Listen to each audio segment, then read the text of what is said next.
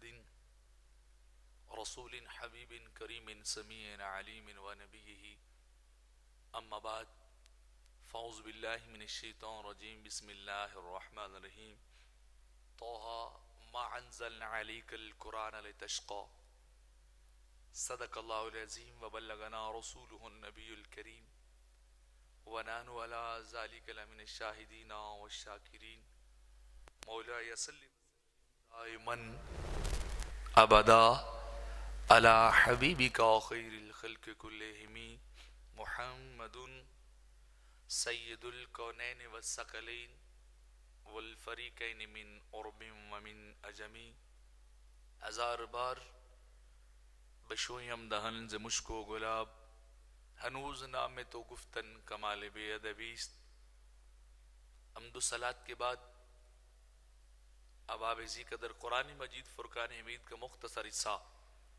میں نے تلاوت کرنے کا شرف عظیم حاصل کیا۔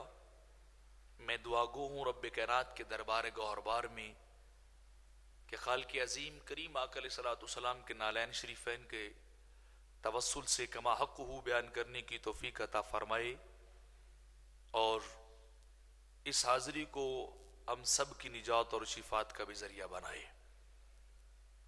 خالق کائنات مالک جل وعلا نے قرآن مجید کے اندر ارشاد فرمایا طه ما انزلنا علیک القرآن لتشقى کہ اے طه ہم نے قرآن کو آپ کے اوپر اس لیے نازل نہیں کیا کہ آپ مشقت میں پڑ جائیں، آپ تکلیف سے دوچار ہو جائیں۔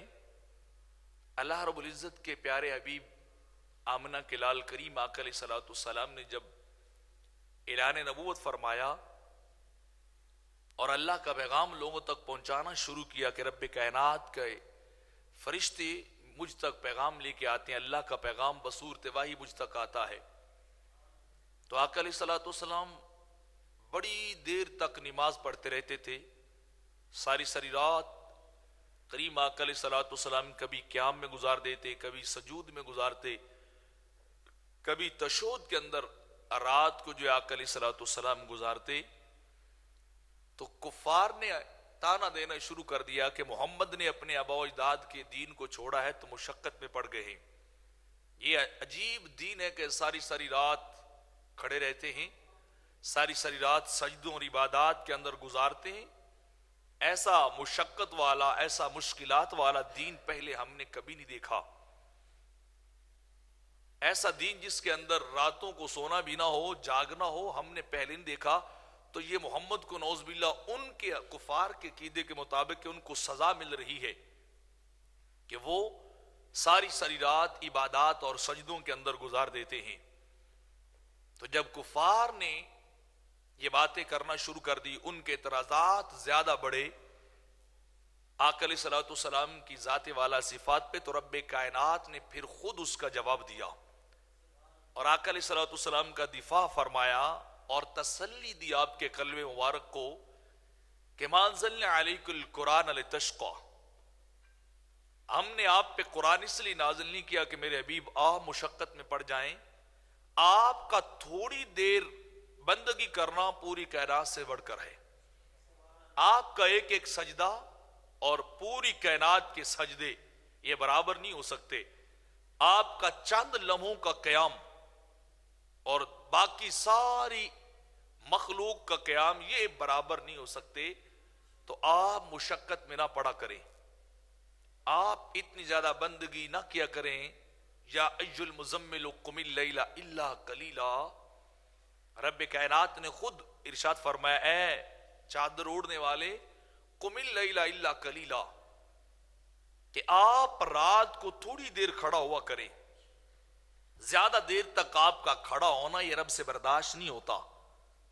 اللہ رب العزت آپ کو تکلیف کے اندر مبتلا نہیں کرنا چاہتا، اور سرکار کی بندگی کا عالم یہ تھا کہ تورمت قدماہ، کہ سرکار اتنی دیر تک طویل قیام کرتے، کبھی ایک پاؤں پہ کھڑے ہو جاتے، کبھی ایک پاؤں پہ تھوڑا سا بوجھ ڈال کے کھڑے ہوتے کہ آپ کے پاؤں مبارک سوجے، سوائلنگ ہوئی تو رب کائنات نے فوری قرآن اتار دیا قم اللیل الا قلیلا، کہ آپ کو اتنی دیر تک نہیں کھڑا ہونا چاہیے، آپ کا تھوڑا سا بندگی کرنا ہی کافی ہے اللہ کی بارگاہ میں۔ تو رب کائنات نے کفار کو جواب دیا اس معاملے میں کہ میرے حبیب، میں نے قرآن کو اس لیے نہیں اتارا کہ لوگ تانے دے اور آپ مشقت میں پڑے رہیں، یہ تو آقا علیہ الصلوۃ والسلام کا ذوق عبدیت اور ذوق بندگی تھا۔ رب کائنات نے قرآن کے اندر فرمایا لیغفر اللہ ما تقدم من ذنبک وما تاخر، کہ میرے حبیب رب کائنات نے آپ کے طفیل، آپ کے توسل سے اگلے پچھلے لوگوں کے گناہوں کو بخش دیا ہے۔ آپ کے بظاہر خلاف اولا کام جو ہیں رب کائنات نے ان کو بخش دیا ہے۔ تو جس ہستی کو مالک نے گناہوں سے معصوم بنایا ہو، رب کائنات نے ان کی حفاظت کی ہو، تو انہیں اتنی بندگی کی تو ضرورت نہیں ہے، اتنی عبادات اور سجدوں کی ضرورت نہیں۔ عبادات اور سجدوں کی تو ہم گناہ گاروں کو ضرورت ہے کہ اللہ کی بارگاہ میں سر سجود ہوں تو اپنے گناہ بخشوا لیں، اپنی خطاؤں کو اللہ کی بارگاہ سے معاف کروا لیں۔ تو جن کو رب کائنات نے بنائے معصوم ہے، جن سے گناہ کا تصور بھی کفر بنتا ہے، گناہ کا شائبہ ممکن اور پاسبل نہیں ہے، ان کا اتنی دیر تک طویل قیام اور طویل سجود اور بندگی کرنا یہ سرکار کی صفت عبدیت کا مظہر تھا۔ حالانکہ گناہ نہیں تھا لیکن بندگی پھر بھی سب سے زیادہ تھی۔ اللہ کی بارگاہ میں مواخذہ اور امپیچمنٹ نہ تھی، حساب و کتاب نہیں تھا، لیکن اس کے باوجود رب کائنات کے پیارے حبیب سب سے زیادہ بندگی کرتے ہیں۔ پاؤں کے اوپر سوزش ہے، پاؤں پھول جاتے ہیں، لیکن بندگی پھر بھی جاری ہے۔ اما عائشہ رضی اللہ تعالی عنہا نے کریم آقا علیہ الصلوۃ والسلام کی بارگاہ میں عرض کی حضور آپ اتنی بندگی کیوں کرتے ہیں، آپ اتنی عبادت اللہ کی کیوں کرتے ہیں، حالانکہ رب کائنات نے تو آپ کو گارنٹی دے رکھی ہے قرآن کے اندر لیغفر اللہ ما تقدم من ذنبک وما تاخر، کہ آپ کے اگلے پچھلے یا آپ کے طفیل اگلوں پچھلوں کے گناہ بخشے گئے۔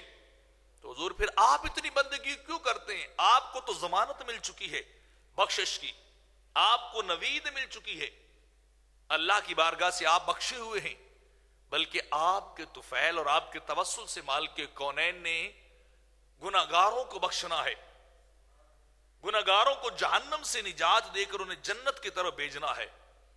تو حضور آپ اتنی بندگی نہ فرمایا کریں، تو آپ نے جواباً ارشاد فرمایا افلا ان اکون عبدا شکورا، عائشہ بتاؤ کیا میں رب کا شکر گزار بندہ بھی نہ بنوں، کیا میں اللہ کا شکریہ ادا نہ کروں کہ رب کائنات تو نے مجھے سید الانبیاء بنایا ہے، تو نے مجھے ساری کائنات کی سرداری اور حکومت بخشی ہے، تو نے میرے اوپر بڑا کرم کیا ہے، اپنا فضل خاص اور فضل عمیم کر دیا ہے۔ تو عائشہ میں تو اللہ کا شکریہ ادا کرتا ہوں، میں تو رب کائنات کی بارگاہ میں اپنی عبدیت اور عجز کا اظہار کرتا ہوں، میں تو رب کو راضی کرنا چاہتا ہوں، وہ رب کا کرم ہے کہ اس نے یہ مقامات دیے ہیں، اور یہ میری بندگی اور عبدیت ہے کہ میں اپنے رب کو سجدہ کروں، کیونکہ بندگی اور عبادت ہی وہ مقام ہے جہاں بندے کو اپنے رب کا قرب ملتا ہے، جہاں جب بندہ سجدے کے اندر پہنچ جاتا ہے، قیام اور رکوع کے اندر پہنچ جاتا ہے، پھر بندے کو رب کائنات اپنا قرب عطا کرتا ہے۔ حضرت ابو ہریرہ رضی اللہ تعالیٰ عنہ روایت کرتے ہیں کریم آقا علیہ الصلوۃ والسلام نے ارشاد فرمایا کہ بندے کو اللہ کی نزدیک اور اللہ کی ذات کا قرب سب سے زیادہ وہ سجدے میں نصیب ہوتا ہے، جب انسان اپنی جبین نیاز کو جھکاتا ہے اور جھکا کے اپنی انتہائی تذلل، عبدیت اور عجز کا اظہار کرتا ہے، تو رب کائنات اس بندے کو بلندی عطا کر کے اپنا قرب نصیب فرماتا ہے، اور رب کائنات بندے سے پوچھتا ہے مانگ پھر تجھے کیا چاہیے، طلب کر تجھے کیا چاہیے۔ تو جب بندہ اپنے مالک کی بارگاہ میں سجدہ ریز ہوتا ہے تو اللہ کا قرب اسے ملتا ہے۔ میرے آقا نے فرمایا جو اللہ کا قرب زیادہ چاہے اسے سجدے بھی لمبے لمبے کرنے چاہیے، اسے اللہ کی بارگاہ میں زیادہ طویل وقت سجدوں کے اندر گزارنا چاہیے۔ جو بندہ چاہتا ہو کہ مجھے خدا کا قرب نصیب ہو جائے، وسجد وقترب، رب کائنات فرماتا ہے رب کو سجدہ کر. جب تو رب کی بارگاہ میں اپنی جبین کو جھکائے گا، اپنے سر کو جھکا دے گا، اپنے آپ کو انتہائی عجز کے مقام پہ لے کے چلا جائے گا، تو رب کائنات پھر تجھے اپنے قرب خاص کی منزلیں عطا کرتا جائے گا، اپنا قرب عطا کرے گا. اور جو سجدوں سے ہٹ کر رب کی قربت کا دعویٰ کرے، اللہ کی نزدیکی اور اللہ کی محبت اور اللہ کے عشق کا دعویٰ کرے، وہ رب کے قریب نہیں جا سکتا. کیونکہ من تواضع للہ رفعہ اللہ، میرے آقا فرماتے جو اللہ کے سامنے جھکتا ہے، اپنے آپ کو نیچا کرتا ہے، اللہ اسے بلندیاں عطا کر دیتا ہے. رب کائنات اسے بلند کرتا جاتا ہے جو جھک جاتا ہے، اور جو رب کے سامنے بلند ہوتا ہے رب اسے نیچے دبا دیتا ہے. اسے رب کائنات پھر رفعت اور بلندی عطا نہیں کرتا، بلندی فقط اسے عطا کرتا ہے جو رب کے سامنے جھک جاتا ہے. کیونکہ عبادت ہی وہ مقام ہے، ان تعبد اللہ کأنک تراہ.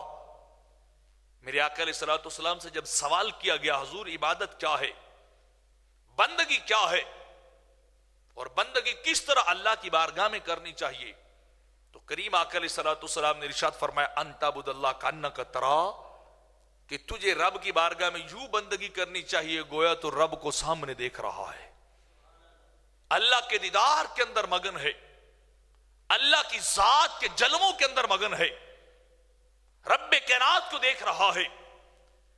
جب تو عبادت اور بندگی اور نماز کو شروع کرے تو کیفیت یہ ہونی چاہیے کہ پردے سارے ہٹے ہونے چاہیے اور تجھے رب کا دیدار مل رہا ہو، اللہ کے جلوے نصیب ہو رہے ہوں. فَإِن لَمْ تَكُنْ تَرَاهُ فَإِنَّهُ يَرَاكَ. اور دوسری بات فرمائی اگر تیرا یہ ذوق بندگی نہ ہو، یہ مقام عبادت اور یہ مقام قرب نہ ہو کہ تو اللہ کو بندگی میں دیکھ سکے، تو پھر تیرا یہ یقین تو ہونا چاہیے فَإِنَّهُ يَرَاكَ، وہ تیرا خدا تو تجھے دیکھ رہا ہے، تیرا مالک تجھے مشاہدہ کر رہا ہے کہ میرا سرونٹ، میرا غلام، میرا بندہ، میرا عبد کس طریقے کے ساتھ میری بارگاہ میں حاضری دے رہا ہے. ان دو مقامات میں سے ایک مقام تو ضرور ہونا چاہیے، بندگی کا، قیام اور سجدے کا، رکوع اور قعود کا، یہ مقام ضرور ہونا چاہیے. ان دو مقامات میں سے یا تو بندہ خدا کے جلووں میں گم ہو، خدا کو دیکھنے والا ہو، اپنے مالک کے جلووں کا نظارہ کر رہا ہو، اور اگر یہ مقام نہ ہو تو پھر یہ تو ہو کہ میرا ایمان اور یقین ہو کہ میرا خدا مجھے دیکھ رہا ہے، میرا مالک مجھے دیکھ رہا. ان دو مقامات میں سے، دو کیفیات میں سے ایک کیفیت کا ہونا ضروری ہے بندگی کے اندر. اور اس کائنات کے اندر اگر کسی نے اللہ کے جلووں کو دیکھا ہے بغیر پردوں کے اور بغیر حجابات کے تو فقط آمنہ کے لال ہیں. محمود علوسی رحمت اللہ تعالی علیہ اپنی تفسیر المعانی کے اندر فرماتے ہیں کہ رب کائنات نے ساری کائنات کا قبلہ اپنے گھر کو بنایا ہے، کعبے کو بنایا. پوری کائنات کے مسلمان، پوری دنیا کے مسلمان کعبے کی طرف متوجہ ہوتے ہیں.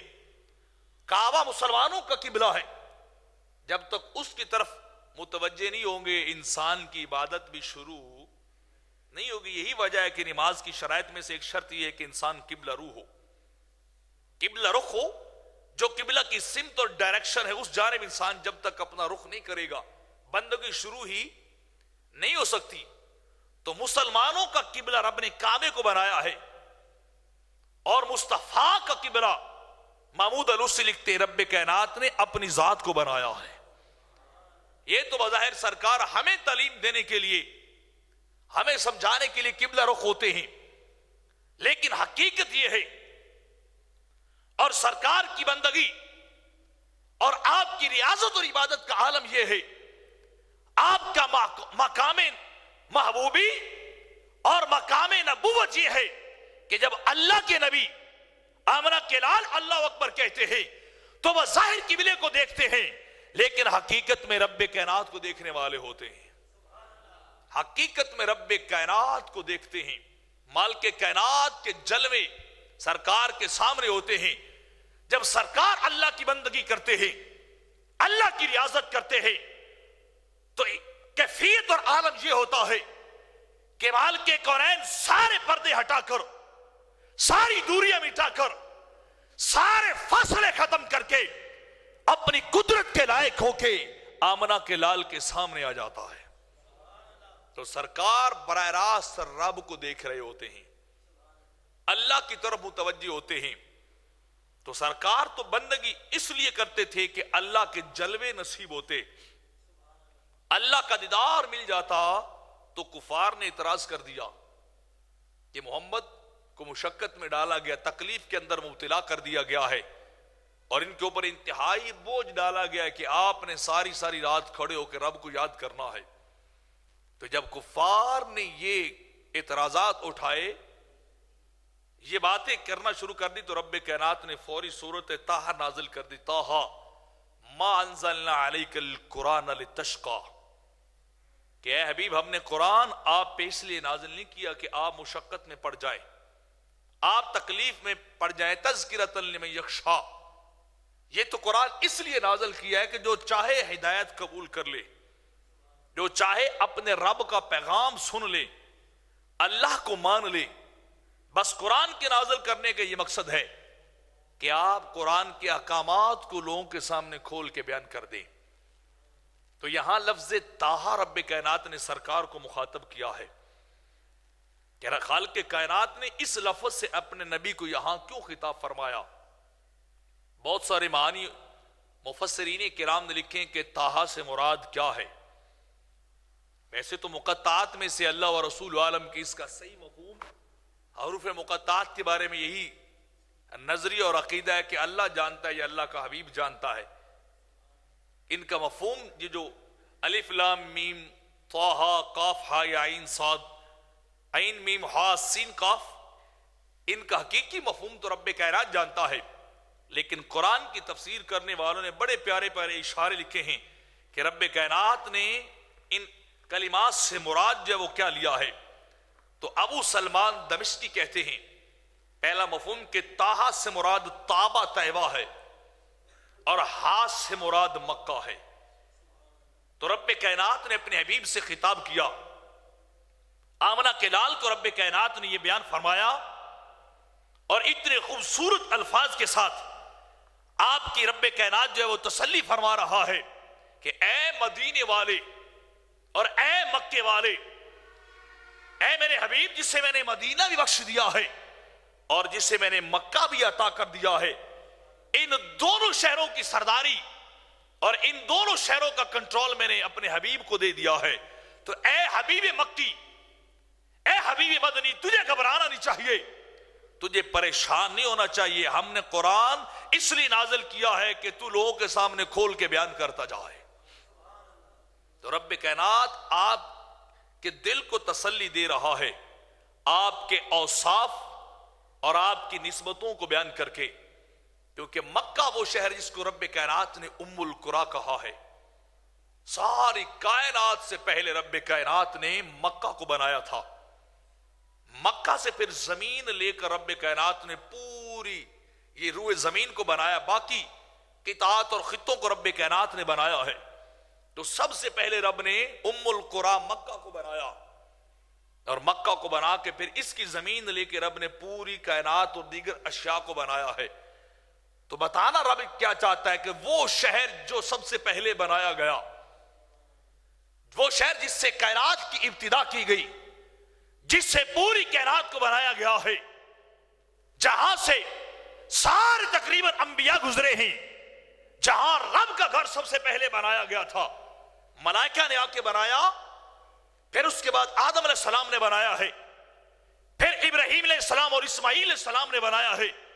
یہ گھر جو سارے انبیاء نے بنایا ہے، اور رب کائنات نے سب سے پہلے اس گھر کو آباد کیا ہے۔ میرے حبیب اس شہر کا مالک بھی میں نے تجھے بنا دیا ہے۔ یہ ابو جال کیا جانے، یہ عتبہ ابی معیط اور شیبہ کیا جانے کہ تیری مکان، تیری عزت اور رفعت کا عالم کیا ہے، کیونکہ رب کائنات نے سب سے پہلے کعبہ بنایا اور مکہ بنایا، لیکن سجدہ گاہ اور قبلہ نہیں بنایا ہے۔ ملائکہ آئے وہ بنا کے گئے، آدم علیہ السلام آئے وہ بھی اسے تعمیر کعبے کو کر کے گئے، انبیاء بھی آتے گئے، اللہ کا گھر بناتے گئے۔ ہر دور کے اندر رب کا گھر بار بار ری بلٹ ہوتا رہا، بنایا جاتا رہا، لیکن کیفیت یہ ہے کہ رب نے اسے کبھی سجدہ گاہ نہیں بنایا، اسے قبلہ نہیں بنایا ہے۔ کبھی نہیں کہا کہ پوری کائنات کے مسلمان اپنا رخ اس مکے کی طرف کرنے والے ہو، لیکن جیسے ہی سرکار کی ولادت ہوئی ہے، آمنہ کے لال تشریف لائے ہیں، مدینے کے تاجدار تشریف لائے ہیں، تو رب کائنات نے اسی وقت مکے کی قسمیں اٹھائیں، لا اقسم بہذا البلد وانت حل بہذا البلد، کہ میرے حبیب، میں رب کائنات ہو کر، میں خالق ذوالجلال ہو کر تیرے شہر مکہ کی قسم اٹھا رہا ہوں۔ باری تعالیٰ اسے تو آدم بھی بنا کے گئے، اسے ملائکہ بھی بنا کے گئے، اسے ابراہیم بھی بنا کے گئے، تو نے قسم نہیں اٹھائی ہے، تو نے کبھی مکہ کی کبھی تقدیس کو بیان نہیں کیا ہے، آج کیوں قسمیں اٹھا رہا ہے؟ تو فرمایا وَأَنْتَ حِلٌّ بِهَذَا الْبَلَدِ، اب میرا حبیب جو اس شہر کے اندر تشریف لے آیا ہے، اب میرا حبیب جو اس شہر کے اندر تشریف فرما ہے، اس حبیب کے آنے کی وجہ سے، سرکار کے قدم لگانے کی وجہ سے رب کائنات نے مکہ کی قسمیں اٹھانی شروع کر دی ہیں۔ اور پھر رب کائنات نے اگلا درجہ یہ دیا کہ مکہ کو قبلہ گاہ بنایا ہے، مرکز بنایا، قبلہ بنایا، مرکز توجہات بنایا۔ اب فرمایا کہ جہاں کہیں بھی جاؤ تمہارا رخ قبلہ کی طرف ہونا چاہیے۔ باری تعالیٰ مکہ کو اتنے مقامات کیوں ملے ہیں؟ فرمایا اب میرا حبیب جو آ گیا ہے، اس کو آباد کرنے والے آئے ہیں۔ تو فرمایا ایک مراد ہاتھ سے مکہ ہے اور تا سے تابہ طیبہ ہے، مدینہ ہے، اور مدینہ وہ شہر ہے جو کائنات کا محبوب ترین شہر ہے، جس کا مقام اور منزلت میرے آقا علیہ السلام نے خود فرمائی ان فی غبارہا شفا۔ آقا علیہ السلام فرماتے ہیں مدینہ وہ شہر ہے جس کی مٹی کے اندر بھی رب نے شفائیں رکھ دی ہیں، غبارہا شفا، اس کی مٹی اور گرد بھی شفا ہے۔ اور مکہ وہ شہر ہے، میرے آقا فرماتے ہیں کہ جس کے چاروں طرف اللہ کے ملائکہ کھڑے ہوتے ہیں، فرشتے آتے ہیں جو صبح سے لے کر شام تک اور شام سے لے کر صبح تک مکے کی چوکی داری کرتے ہیں۔ فرمایا مکے میں نہ تو کوئی بیماری آنے دیتے ہیں، نہ مکے میں کوئی وبا آنے دیتے ہیں، ہر شہر کی چوکی داری کوئی کرتا ہے، کبھی کوئی کھڑا ہو کے کرتا ہے۔ فرمایا مدینہ وہ ہے جس کی چوکی داری رب کے فرشتے کیا کرتے ہیں، جس کے بواب اور گارڈ رب نے ملائکہ بنائے ہیں۔ فرمایا وہ فرشتے مکے کے چوکوں کے، مدینے کے چوکوں کے اندر آ کے کھڑے ہو جاتے ہیں، شہر طیبہ کے چوکوں کے اندر کھڑے ہوتے ہیں، اور بیماریوں کو، وباؤں کو مدینے آنے نہیں دیتے ہیں۔ تو رب نے آپ کو پہلا خطاب کیا، اے مکے اور مدینے والے، محبوب گھبرا نہیں کہ قرآن تیری مشقت کے لیے نہیں آیا، قرآن تو تیری نوکری کے لیے آیا ہے۔ جدھر جدھر تو چلتا جائے گا رب قرآن بھی ادھر ہی نازل کرتا جائے گا۔ تو تاہا کا ایک مفہوم یہ ہے کہ اے مکہ والے اور مدینہ والے، اور دوسری طرف سالبی نے کہا کہ تا سے مراد جنت کی خوشی اور جنت کے نعم ہیں، جنت کے حوال اور کیفیات ہیں، اور فرمایا ہاتھ سے مراد دوزخ کی سختیاں ہیں، دوزخ کی ذلت اور عذاب عظیم ہے۔ تو رب کائنات نے آپ کو پھر تاہا کیوں فرمایا؟ تو مالک کائنات بتانا یہ چاہتا ہے کہ جو اس نبی کو مان جائے گا، جو اس کا کلمہ پڑے گا، اس کے پیچھے چلنے والا ہوگا، جو محمد عربی کی ذات پہ ایمان لے آئے گا، آپ کے طریقے کو اختیار کرنے والا ہوگا، آپ کی سنت پہ چلنے والا ہوگا، تو میں رب کائنات تاہا کا کلمہ کہہ کر بتانا یہ چاہتا ہوں کہ جو اس نبی کا مانے گا رب اسے جنت عطا کرتا جائے گا۔ بولیے محبت سے سبحان اللہ۔ جو تاہا نبی کو مان لے گا رب اسے جنت دے دے گا. اور ہاتھ سے دوزخ کا عذاب بتایا ہے کہ جو نبی کا انکار کرنے والا ہوگا, جو اس نبی کو نہیں مانے گا, رب کائنات اسے پکڑ کے جہنم رسید کر دے گا. تو پتا چلا کہ جنت ملے گی سرکار کے طفیل اور دوزخ ملے گی سرکار کی نافرمانی کی وجہ سے. اور ابو ہریرہ فرماتے محمد فرق بین الناس, کہ جب سرکار تشریف لائے, آمنہ کے لال اس کائنات کے اندر تشریف لائے ہیں, محمد فرق بین الناس, رب کائنات نے اپنے حبیب کو, اپنے محبوب کو یہ مقام دیا ہے کہ وجہ فرق لوگوں کے درمیان سرکار بنے ہیں. جو سرکار سے دور ہوتا جائے گا وہ اللہ سے بھی دور ہوتا جائے گا. جو سرکار کا دشمن وہ اللہ کے بھی دشمن. جو نبی سے بغض رکھے گا وہ خدا سے بھی بغض رکھے گا. اور جو ہمارا کے لال سے محبت اور عشق کرے گا وہ حقیقت میں رب کائنات سے عشق کرنے والا ہوگا.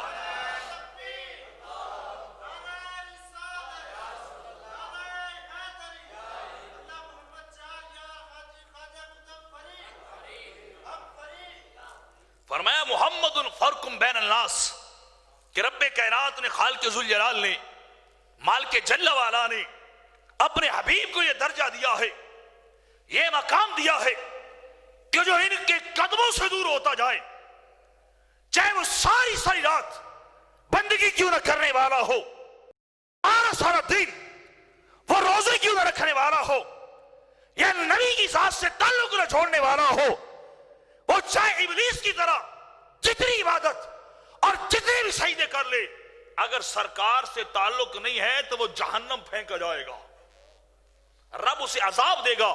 اور جس کا تعلق ہوگا آمنہ کے لال سے, سرکار سے اس کا تعلق اور رشتہ جڑ جائے گا, رب کائنات ایک نہیں اس کو 8 جنتیں عطا کرتا جائے گا.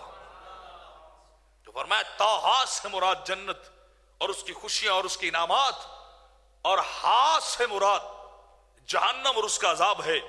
تو رب کائنات بتانا کیا چاہ رہا ہے, اے طٰہٰ, اے جنت والے, اے جہنم والے, میں رب ہو کہ اعلان کر رہا ہوں کہ جنت بھی تجھے بخشی ہے اور جہنم تیرے دشمنوں کو دے دی ہے. اب جو تجھے مانے گا وہ خدا کو مانے گا, جو خدا کو مان جائے گا رب کائنات سب کچھ اسے عطا کر دے گا. تو دوسرا معنی یہ ہے. اور تیسرا معنی حساب جمل, اعداد کے اعتبار سے, عدد کے اور ان کی گنتی کے اعتبار سے بڑی خوبصورت بات لکھی ہے امام سالمی رحمۃ اللہ تعالی علیہ نے. وہ کہتے ہیں کہ طٰہٰ کے 9 عدد ہیں اور ہا کے 5 عدد ہوتے ہیں. جیسے اعداد نکالتے ہیں حروف کے, ہمارے ہاں بھی 786 بسم اللہ لکھتے ہیں, تو طٰہٰ کے 9 عدد اور ہا کے 5, اور 9 اور 5 مل کے بولے کتنے بن گئے؟ 14 بن گئے. کتنے بنے؟ 14 بن گئے. تو امام سالمی کہتے ہیں کہ رب کائنات نے قسم اٹھائی ہے اور اس طٰہٰ کے اندر سرکار کے حسن و جمال کا ذکر کیا ہے, سرکار کے مکھڑے کا ذکر کیا ہے, سرکار کی خوبصورتی کا ذکر کیا ہے کہ اے طٰہٰ, اے چودھری کے چاند کی طرح چمکتے مکھڑے والے اور روشن چہرے والے, اے حسن و جمال کے مالک, میں رب کائنات تیری حسن کو ذکر کر کے, میں رب کائنات تیری خوبصورتی کا ذکر کر کے بتانا یہ چاہتا ہوں کہ تو مشقت میں نہ پڑا کر, تو ساری ساری رات سجدے نہ کیا کر, تو ساری ساری رات قیام نہ کیا کر, عبادات نہ کیا کر. میرے حبیب باقی ساری کائنات مجھے میرے سجدے کرتی ہے, میری بارگاہ میں عبادت کرتی ہے, بس تو تھوڑا سا سجدہ کر, ساری کائنات کے سجدے ایک طرف, تیرا ایک لمحے کا سجدہ ایک طرف. بولی محبت سے سبحان اللہ. تو سرکار کے حسن و جمال کا ذکر کیا ہے رب نے. اے محبوب تیرے حسن کی قسم, اے صاحب حسن, اے صاحب جمال, اے صاحب مروت, تو نہ گھبرا, قرآن تیری مشقت کے لیے نہیں آیا ہے, قرآن تیری مشقت کے لیے نہیں اتارا گیا ہے. تو سرکار کے حسن و جمال کا تذکرہ رب پہلے مقطعات کی صورت میں کر رہا ہے, اپنے حبیب کے حسن و جمال کا ذکر رب کائنات چھیڑ رہا ہے. اور عبداللہ ابن رواحہ رضی اللہ تعالیٰ عنہ صحابی ایک دن سرکار کی بارگاہ میں آئے اور سرکار کے مکھڑے کو دیکھتے رہے. دیکھ دیکھ کے سرکار کی بارگاہ میں عرض کرتے, حضور ایک بات عرض کرنا چاہتا ہوں. آپ نے فرمایا بتاؤ. کہنے لگے حضور جتنا سونا رب نے آپ کو بنایا ہے, جتنا حسن رب نے آپ کو دیا ہے, جتنا جمال رب کائنات نے آپ کو بخشا ہے, حضور آپ اور کچھ بھی نہ لاتے, آپ کے نبی ہونے کے لیے آپ کا حسن ہی کافی تھا, آپ کا جمال ہی کافی تھا, آپ کا سونا ہونا ہی کافی تھا کہ حضور جتنا حسن و جمال خالق کائنات نے آپ کو بخشا ہے, آپ کو عطا کیا ہے, اتنا حسن و جمال رب کائنات نے پوری کائنات کے اندر کسی اور کو نہیں عطا کیا ہے. تو حضور عبداللہ بن رواحہ کہہ رہے ہیں میرا عقیدہ اور ایمان یہ ہے, میرا کان اور دل یہ کہتا ہے کہ اور کچھ بھی نہ ہوتا نا تو بس آپ کا چہرہ ہی کافی تھا, آپ کا چہرہ ہی کافی تھا, آپ کے نین ہی کافی تھے, آپ کی آنکھوں کی سیاہی کافی تھی, آپ کے پلکوں کا سائے کافی تھا, آپ کے ابرو جو رب نے تلوار کی طرح بنائے ہیں وہی کافی تھے. حضور آپ کے ہاتھوں کا حسن, آپ کے سینے کی کشادگی, آپ کے چہرے کی ملامت, حضور یہ کافی تھی آپ کے نبی ہونے کے لیے. ہمیں یہ چاند کے ٹکڑے ہونے کی ضرورت بھی نہیں تھی, ہمیں ڈوبے سورج کے واپس آ جانے کی لوڑ بھی نہیں تھی, بس آپ کا چہرہ دیکھتے جاتے, آپ کا کلمہ پڑھتے جاتے, آپ کا چہرہ دیکھتے اور آپ کا کلمہ پڑھتے جاتے. حضور یہی کافی تھا آپ کے سچے نبی ہونے کے لیے. یہ لوگ عجیب ہیں, کوئی چاند کی بات کرتا ہے, کوئی درختوں کی بات کرتا ہے, کوئی سورج کو پلٹواتا ہے, کوئی پتھروں سے کلمے پڑھوانے کی بات کرتا ہے. آج تک انہوں نے آپ کے حسن و جمال کو کما حق کو دیکھا نہیں ہے. اگر آپ کے مکھڑے کا صحیح نظارہ کر لیتے تو اور کچھ بھی نہ مانگتے, اور کچھ بھی نہ مانگتے. جب زلیخا پہ مصر کی عورتوں نے اعتراض کیا نا کہ اس نے عجیب کام کر دیا, ایک جوان پہ مر مٹی, اس نے شرم اور حیا سے کام نہیں لیا, اس نے اپنے سٹیٹس اور مقام کو نہیں دیکھا ہے, اور کیا کیا ایک جوان پہ مر مٹی, اپنا دل دے بیٹھی. تو جب عورتوں نے, مصر کی عورتوں نے اعتراضات کرنے شروع کر دیے تو زلیخا بڑی دنا تھی, اس نے کہا کیوں نہ جس پہ میں مر مٹی ہوں بھلا ایک نظارہ انہیں بھی دکھا دوں, ایک جھلک انہیں بھی دکھاؤں تاکہ انہیں بھی پتا چلے کہ زلیخا نے ایویں دل نہیں دے دیا, ایسے نہیں مر مٹی, کچھ تھا تو زلیخا کا دل گیا. زلیخا مر مٹی تھی, اس نے ساری بیویوں کو جو اعتراضات کرنے والی تھی ان کو بلایا, ان کی دعوت کا انتظام و انصرام کیا اور بٹھا دیا. بڑی خوبصورت جگہ بنا کر تکیے لگا کر بٹھایا اور آگے پھل بھی رکھ دی, چھریاں بھی رکھ دی, اور کہنے لگی کہ جب یوسف آئیں گے نا نکل کے باہر تمہارے سامنے تو ایک مہربانی کرنا, ڈائریکٹ نہ دیکھنا, سیدھا.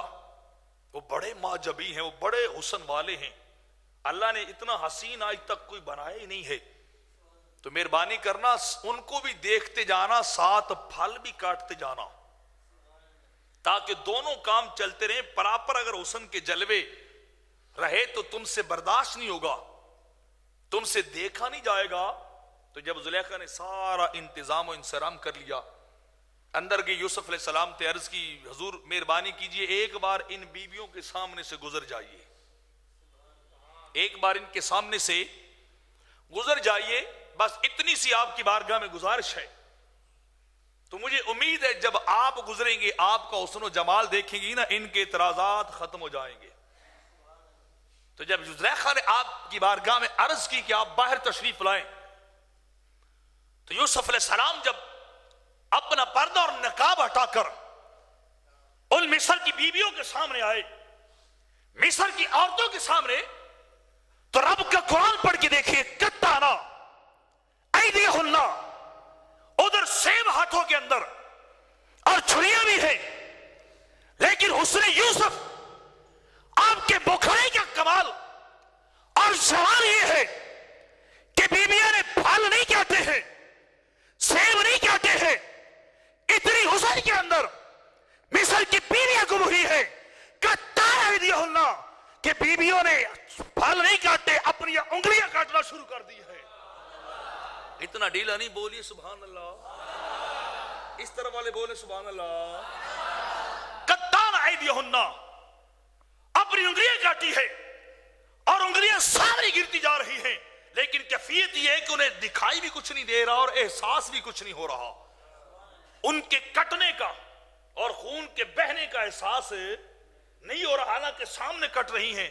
وجہ کیا تھی؟ وہ حسن یوسف میں اتنی گم تھی، آپ کے دیدار کے اندر اتنی محبت تھی، اتنی وگن تھی کہ اپنی جان اور انگلیوں کے احساس بھی ختم، اپنے درد اپنے دکھ کے احساس بھی ختم ہو چکا ہے، اور وہ ادھر سامنے دیکھتی جا رہی ہیں۔ اور جب دیکھتی رہی تو کہہ اٹھی اللہ کی قسم یہ کوئی بشر نہیں ہے، یہ کوئی بشر نہیں ہے، یہ تو رب کا الا ملک کریم، رب کو کوئی فرشتہ ہے جو مصر میں اتر آیا ہے، یہ تو اللہ کا فرشتہ ہے جو یہاں اتر آیا ہے، یہ رب کا کوئی بشر انسان نہیں ہے، یہ تو روح بدل کے بشری چولا پہن کر یہاں کوئی بشر آیا ہمارے سامنے۔ جب انگلیاں بھی کٹ گئی، خون بھی بہہ گیا، اور عورتوں کو احساس بھی نہیں، عورتوں کو اپنے درد اور دکھ کا احساس بھی نہیں، سامنے دیکھی جا رہی۔ تو زلیخا بولی ہاذا لمتننی، کہنے لگی بتاؤ اب تمہارے اعتراض کہاں گئے، اب تمہارے اعتراض کہاں گئے؟ میں نے انگلیاں تو نہیں کاٹی تھی، میں نے تو دل ہی دیا تھا نا، میں نے تو فقط اپنا دل نچھاور کیا تھا، تم تو انگلیاں بھی کاٹ بیٹھی اور تمہیں احساس نہیں ہے، تمہیں پتا بھی نہیں ہے۔ تو وہ حسن یوسف تھا جس کو دیکھ کے انگلیاں کٹی ہیں، اور ان کے جلووں کو دیکھ کر، ان کے حسن و جمال کو دیکھ کر مصر کی بیویوں کے عقل اور ہوش و حواس گم ہو گئے ہیں۔ تو ایمان سے پوچھتا ہوں، بتلائیے ان کے ایمان، ان کی محبت، ان کے عشق کا عالم کیا ہوگا جن کے سامنے آمنہ کا لال گنڈ کھول کے سامنے آ چکا ہوگا۔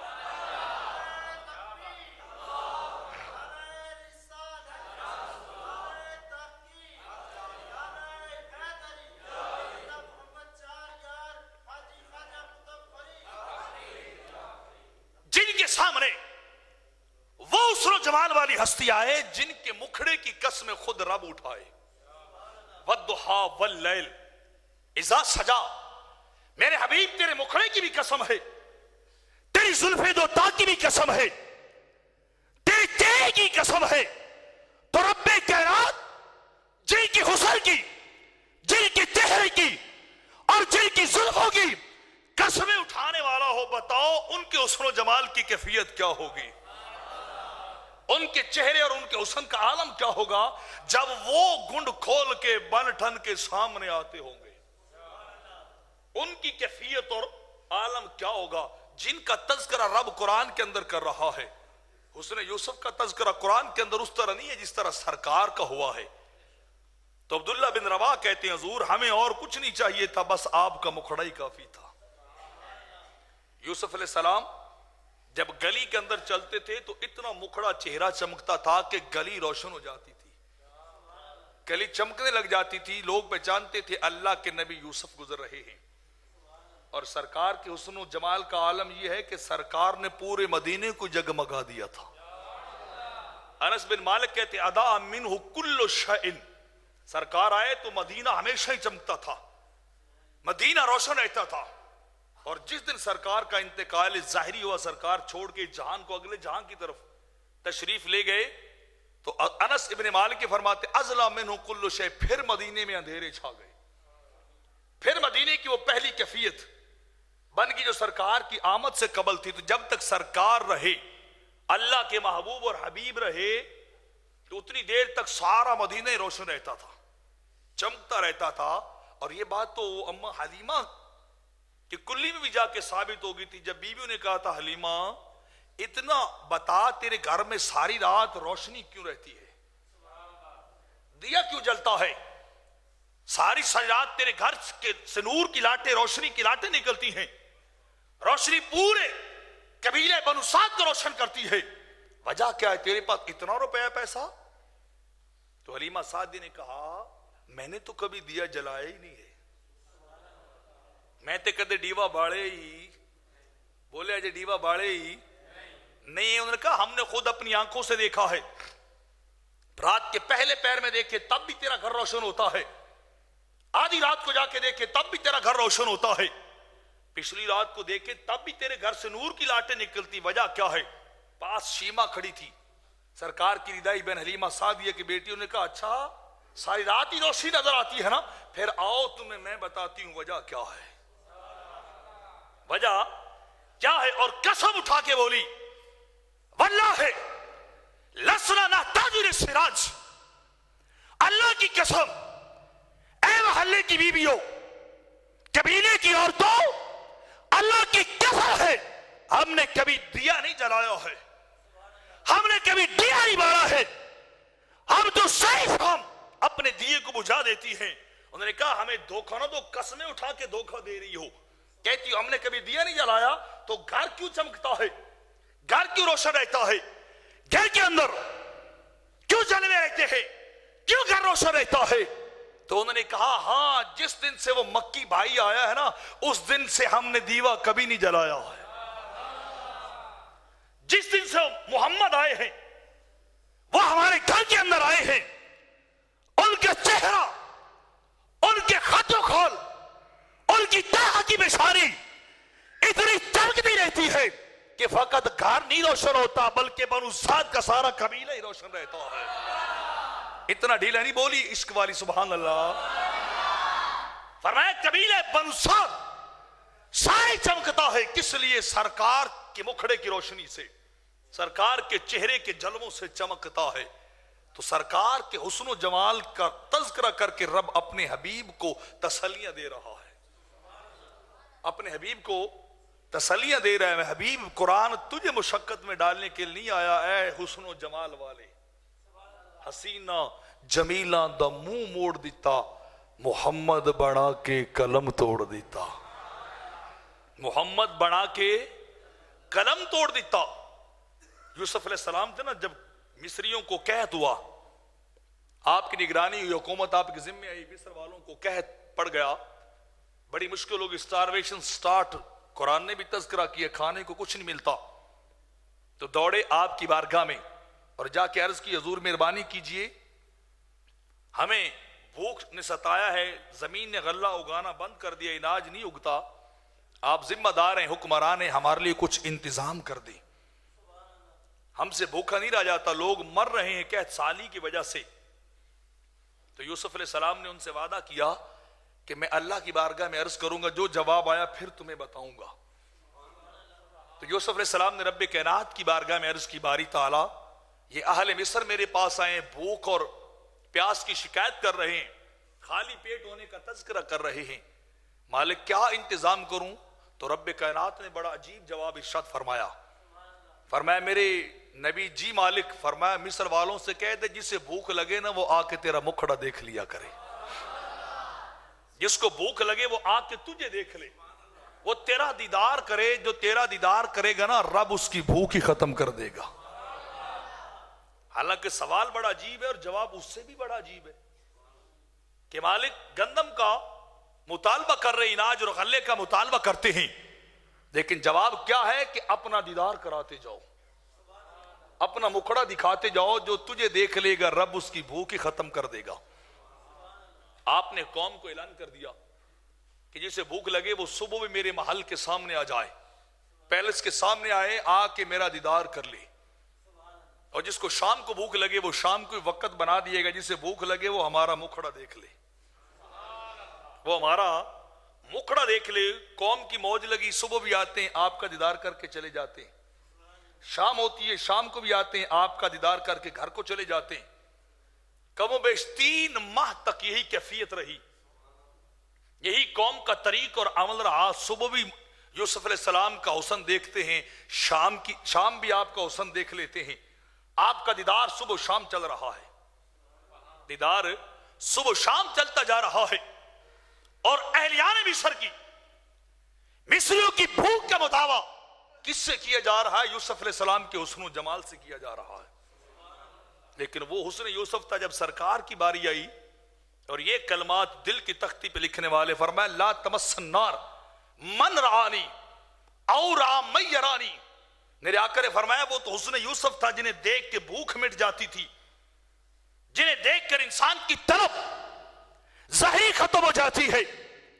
اور مصر والے صبح شام یہی کر رہے ہیں کہ آپ کا چہرہ دیکھ رہے ہیں اور آمنہ کے اعلان فرماتے ہیں کہ جس نے میرے مکھڑے کو دیکھا, جس نے میرے وضحا والے چہرے کو دیکھا ہے, میں نہیں ہو کے اعلان کر رہا ہوں اسے جہنم کی آگ کبھی بھی نہیں جلائے گی. محبت سے بولی سبحان اللہ. اتنا ڈھیلا نہیں, عشق والی سبحان اللہ. میں دعا کرتا ہوں مالک جو اونچی بولے اسے نبی کا دیدار مل جائے. فرمایا جس نے ہمیں تکا ہو, ہمارے نینوں سے نین دو چار کیے ہو, اور ہمارے مکھڑے پہ جس کی نظر پڑ گئی ہو, وہ گناہگار بھی جتنا ہو, وہ خطا کار بھی جتنا ہو, وہ سیاہ کار بھی جتنا ہو, لا تمس النار, فرمایا اسے جہنم نے نہیں جلانا, وہ سیدھا جنت جانے والا ہوگا.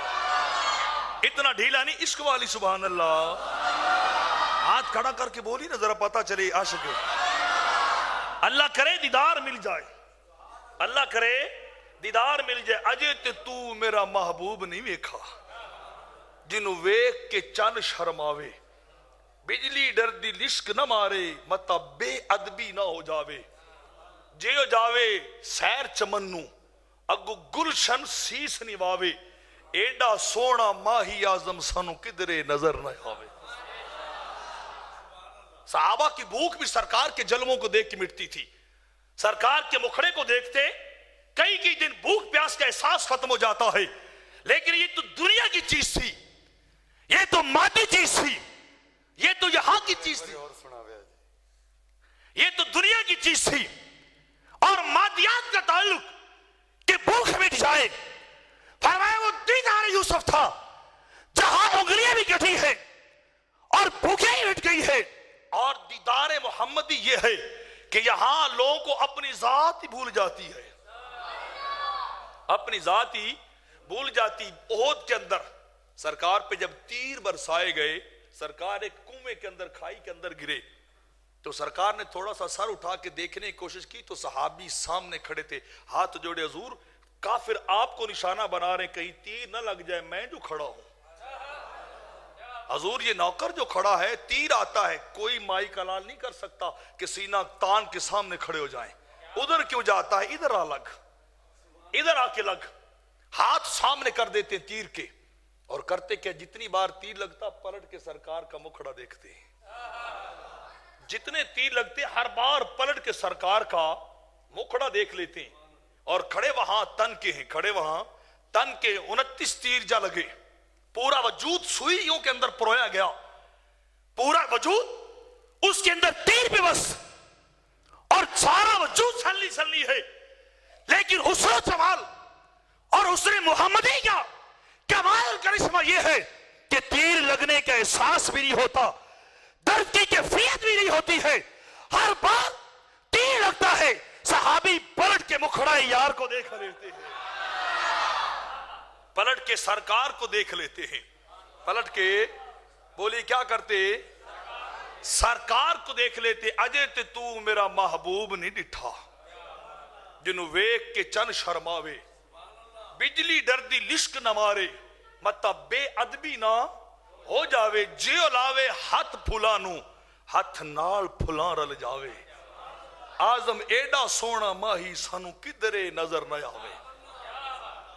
یہ سرکار کو حسن فرمایا لا تمس النار من یرانی اور من یرانی. اور دوسری بات فرمایا پہلا درجہ یہ جس نے ہمیں ڈائریکٹ دیکھا اسے بھی آگ نہیں جلائے گی, اسے بھی آگ نہیں جلائے گی. اور دوسری بات فرمائی جس نے اس کو دیکھ لیا جس نے ہمیں دیکھا, جس نے اس کو دیکھا جس نے ہمیں دیکھا, یعنی تابی کا درجہ صرف اپنے دیدار تک نہیں رکھا ہے, یہ حسن مصطفیٰ کا فیضان ہے، یہ آپ کا کمال ہے کہ فرمایا جو ہمیں دیکھے گا، جو ہمیں دیکھے گا اس کے اندر بھی اتنی روحانیت اور اتنا کمال آ جائے گا، اگر کوئی اور اسے دیکھے گا تو آگ اسے بھی نہیں جلائے گی، آگ اسے بھی نہیں جلائے گی جس نے محمد کو دیکھا ہو صلی اللہ علیہ وسلم، جس نے رب کے حبیب کو دیکھا ہو۔ اور اگلی بات بتا دوں، سرکار نے یہ نہیں کہا کہ مجھے ظاہرا نہیں دیکھا ہو، یہ اندر کی بات کر رہا ہوں، کسی صوفی کے دل کی بات بتا رہا ہوں کہ جس نے ہمیں دیکھا ہو ظاہراً۔ حضور نے یہ نہیں فرمایا، کیونکہ نبی کا ظاہراً دیکھنا وہ بھی حق اور نبی کا خواب میں دیکھنا وہ بھی حق۔ فرمایا جس نے ہمیں دیکھا، کتنے ہوں گے ان میں بیٹھے جن کو شاید دیدار یار نصیب ہوا ہوگا، دیدار سرکار نصیب ہوا ہوگا۔ فرمایا جس نے کسی کیفیت کے اندر، چاہے وہ خواب کے اندر ہو یا یکساں یا رویا کے اندر ہو، کیفیت جاگتے ہو یا سوتے ہوئے ہو، ظاہری حیات کی ہو یا برزخ کی کیفیت ہو، فرمایا بس جس نے ہمیں دیکھا، جس نے ہمیں دیکھا اسے جہنم نہیں جلائے گی، اسے جہنم نہیں جلائے گی، یا جس نے اس کو دیکھ لیا، جس نے ہمیں دیکھا اسے بھی جہنم نہیں جلائے گی۔ تو فرمایا حسن یوسف ادنا درجے کا ہے، حسن مصطفیٰ اعلیٰ درجے کا ہے۔ تاہا اے سونے مکھڑے والے، تاہا اے حسن و جمال والے، تاہا اے خوبصورت زلفوں والے، تاہا خوبصورت نینوں والے، تیرے رب نے تیرے اوپر قرآن اس لیے نہیں اتارا کہ تو مشقت میں پڑ جائے، بلکہ ہم نے تو لوگوں کی فلاح کے لیے اتارا ہے۔ تیرا کام کیا لے تبین للناس ما نزل علیہم، نبی کا مقام اور سٹیٹس یہ کہ جو کچھ رب کی طرف سے آیا وہ ہم تک پہنچا دے، وہ مخلوق تک پہنچا دیں۔ بس فرمایا یہی ذمہ داری، تو ساری ساری رات کھڑے ہو کے سجدے طویل نہ کر، لوگ تجھے تانے دیتے ہیں، تجھے تانا آئے تو خدا سے برداشت نہیں ہوتا ہے، رب سے برداشت نہیں ہوتا۔ تو فرمایا تاہا، یہ مفہوم تاہا کا کہ سرکار کے حسن و جمال کو بیان کیا، سرکار کی معیت کو بیان کیا، سرکار کی صدقے سے جنت کو بیان کیا، آپ کی نافرمانی کے بدلے جہنم کو بیان کیا، مکہ اور مدینہ کو بیان کیا ہے۔ تو تاہا کے اندر بھی سرکار کی شان رب نے پنہا رکھ دی ہیں۔ رب کائنات عمل کی توفیق عطا فرمائے۔